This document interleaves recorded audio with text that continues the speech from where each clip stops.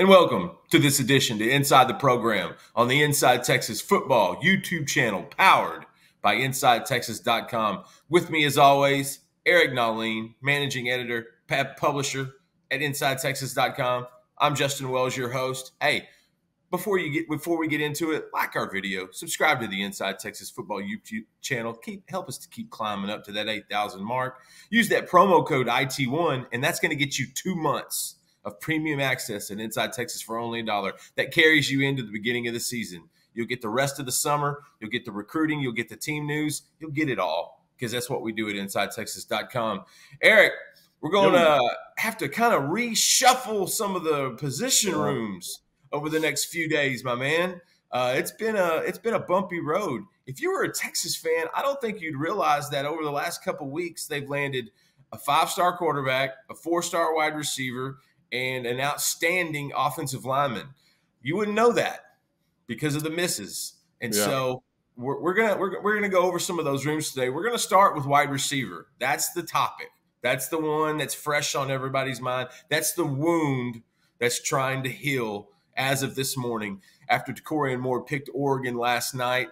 The beauty of this is, one, you miss on your top target, but there are many guys left that really favor Texas, especially a couple other 5-star receivers.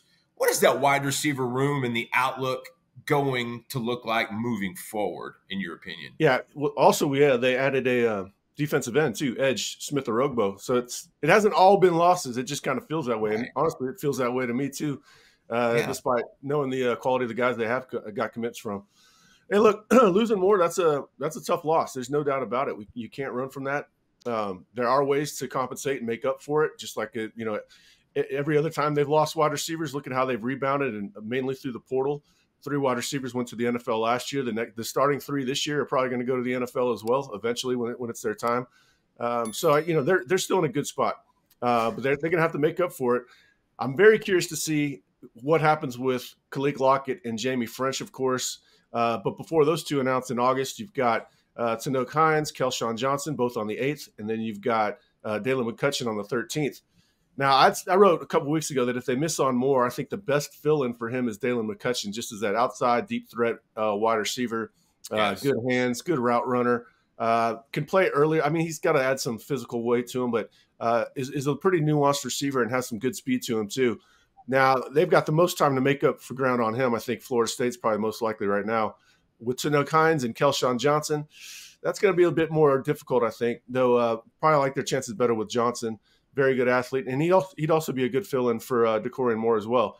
Can't make it up one for one with him. He's just that good, right. But it's not the end of the world either. Yeah, and like you said, Hines goes off the board really in the next few days. Kelshawn the same.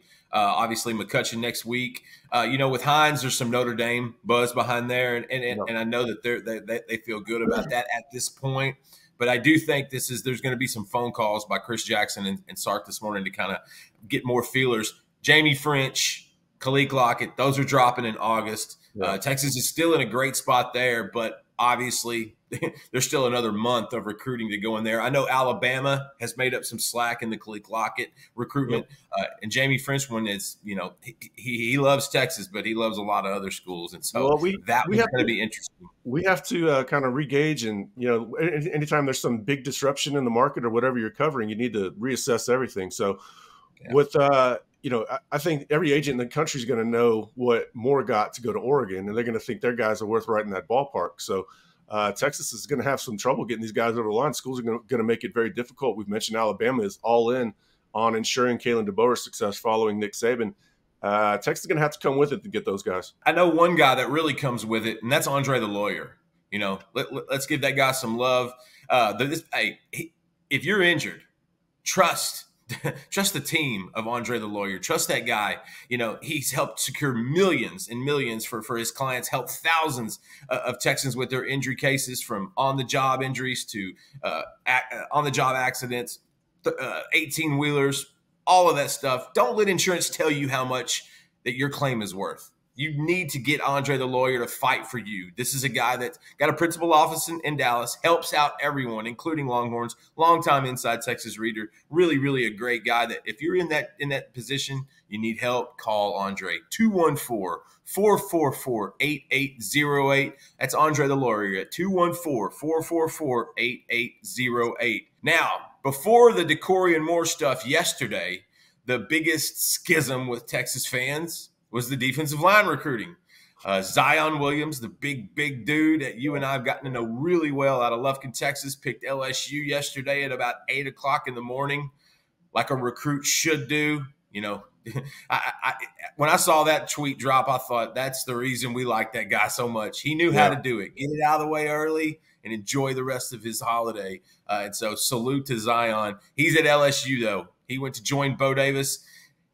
Brandon Brown is going to be announcing his decision today. That's the Texas commit. We've been pretty firm on what we think is going to happen there. I reported last week. It doesn't look like he's going to stick in this class.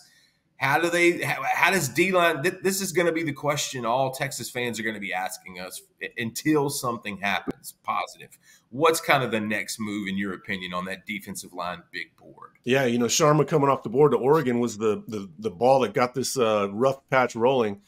They've got a lot of work ahead of them. DJ Sanders is the one that everybody should be paying attention to closely. If they miss on him, man, they've got a really, really big uphill battle the rest of the cycle. Right now, I think Texas leads, but man, A&M is going to probably make it difficult. He likes Michigan as well. Just who knows how it's going to play out. I do know that Texas, with these losses, they're going to prioritize him even more. They already had him high on the board. They're going to feel like he's a must-get, and truly he is. He's a good replacement for Brandon Brown. Maybe not the perfect replacement, but a good one. They've got to get him. They need bodies in the class. They need at least 4. They can't afford to miss on him.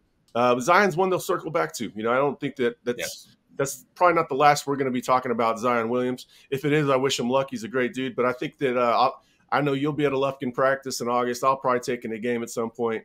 We'll be continuing to work that one because we know the Texas staff will as well. So, yeah, it's just a rough patch at D tackle, and it's it's incredibly frustrating for the fans, I know, because they realize how important that job or that class is after taking only 2 last year and only 1 the year before that.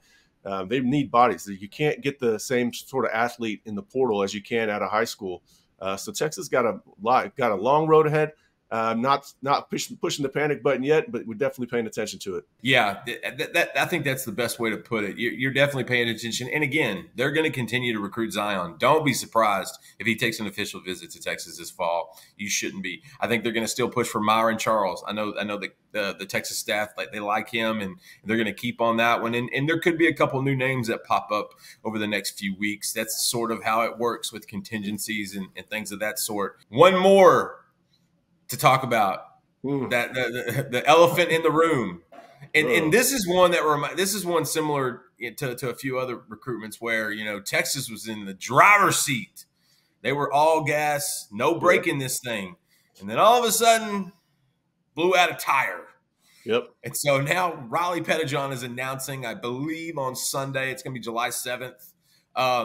Eric, let them know what's the latest with Riley Pettijohn and the Texas Longhorns. Yeah, Texas is going to have to flip them if they want them, and whether that's from Ohio State or USC remains to be seen. I'm kind of surprised to hear about the USC buzz. Just given the losses they've had on defense, obviously they're probably feeling pretty desperate to stop the bleeding over there on their end. I felt like Ohio State, that trip really surprised them and opened their eyes. So Texas is going to have its work cut out for them. I think a lot of these schools or a lot of these agents and representations are using Texas's reputation for NIL to really drive up the price, and it's getting to a point where Texas is uncomfortable with that price because they're trying to put a whole roster together, not just land a couple 5-stars. So it's going to be interesting to see how that plays out long term. It's not going to be Texas in the short term. I wouldn't rule out a flip down the road, but it's going to be you'd rather have the commit now than not. But Texas will be okay once they figure out who they have to target. They'll start competing against that one staff. They don't really get too discouraged at all when they lose a guy. They kind of like the clarity that they have on who their main competition is. And we'll see how it plays out. But that one's going to go.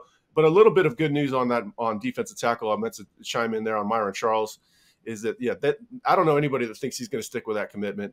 And I think Texas is going to be in a very good spot. They were in a good spot before he went to Florida State. You can tell that, Florida State got him just hours after Josiah Sharma. Florida State was smart. They knew that Texas was going to come even harder after Myron Charles, so they went full throttle on that. Got it done for now. But, before he committed, I said that's going to be one to watch in December, no matter where he commits, whether Texas or Florida State or Miami. That's still one to watch in December. Not all hope is lost. Riley Pettijohn is going to be another miss probably.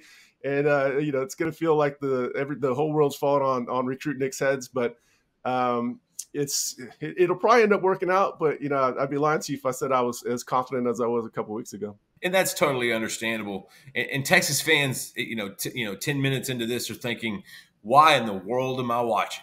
Why am I dousing myself in this pain post-July 4th hangover? And we got to give them a little bit of something good. Give them a little something sweet. How about Michael Fasusi, the 5-star offensive tackle out of Louisville? We're going to give you just a brief update on that one. He's still looking at a mid-late August decision. It's Texas A&M, and it's Oklahoma. Those three. It has not changed. Those are the three guys that are trying to separate from each other. I still have confidence in Texas at this stage. We're definitely going to regauge. I'm going to go see him soon. What do you think? Let's give them some good news. Texas is still in really good shape for their top offensive tackle on the big board. We're learning, along with Texas fans, how NIL can change things on literally a dime in 10 seconds. But Fasusi in Texas makes a lot of sense. What's kind of your overall feeling there with Texas and Fasusi right now? You've had a pick in for a while. I've been backing you up with that because I still have confidence there. But things can always change quickly. Yeah. Kind of what's your gut with Fasusi today? Well, this stretch has been a rude awakening for Texas fans who were only on the fun side of the blade of Texas using NIL to its advantage and not getting beaten due to NIL. So they're getting a rude awakening. What Texas has done to a lot of schools in the past. I mean, it's been the number one reason that Texas went from 5-7 to 12-2 in 2 seasons is the fact that they could leverage NIL. Now it's not working in their favor, and now we have to pay attention closer to how these 5-star recruitments are going to play out when it really matters. The final hours, the 11th hour, when the negotiations. Some of these are negotiations; they're not recruitments at that point. But as of now, I do have confidence on Fasusi. I've had it for a long time, but am I rethinking that a little bit just because of how everything's happened? Yeah, I am a little bit. But Kyle Flood prioritized them forever. They've got a great relationship with Fasusi and his family. I think it makes a lot of sense just for the family in Austin and Texas. But we're going to see. It's going to be nervous moments going into that one. I'm sure there's going to be reports of him leaning elsewhere that could come from an agent or once agents are involved, it gets a lot more harder to discern what's happening. But other good news we got to mention Nick Townsend. I think Texas is in a good spot for Nick Townsend, and he'll announce on the 8th. That's upcoming pretty quick. To me, he's going to be one of the best players in the class if they can get him. Yes. I think he's underrated, wildly underrated. Just a total stud. So it's not all bad news, but there's definitely a lot of work ahead for Texas to regain momentum that was lost really ever since Josiah Sharma changed his mind at the last moment. So it's been interesting. It's an interesting stretch, man. I thought I was on easy street out here. I thought they were going to roll through it. Had the Schlossnagel hire, and it was just life was good. It hasn't been the same since we got that call that it was going to be Oregon on Sharma. But hey, it's a tempest in the teapot. That's going to end up being a good class. It should end up being a really good season. It's going to be okay. Just got to get through this bumpy patch. Hey, that's why he's the best. That's why he just laid it out for you, Texas fans. And again, I know you hate hearing it. It is early July. You can't panic right now. You can be concerned, but you cannot panic. And you know what else? We don't panic at Inside Texas. It's not a drawn out. It's a process. And we understand that. Hey, come see us at Inside Texas and help us and join this community. If you use IT1 as your promo code, you'll get 2 months of premium access for only $1. And, buddy, that will get you through week 1 and a little bit into pre-Michigan week 2 stuff. And we're only a month away from team really amping up. And that's our bread and butter at Inside Texas along with recruiting. So come see us. And also like our video and subscribe to the YouTube channel. We're building this thing as quickly as possible. And we're having a good time doing it. Sometimes the sun's shining bright, and sometimes it's a little dark and dusky. But hey, Have faith. Come see us at InsideTexas.com. We sure do appreciate you guys making us a part of your day. And thank you for joining us on the Inside Texas Football YouTube channel, powered by InsideTexas.com.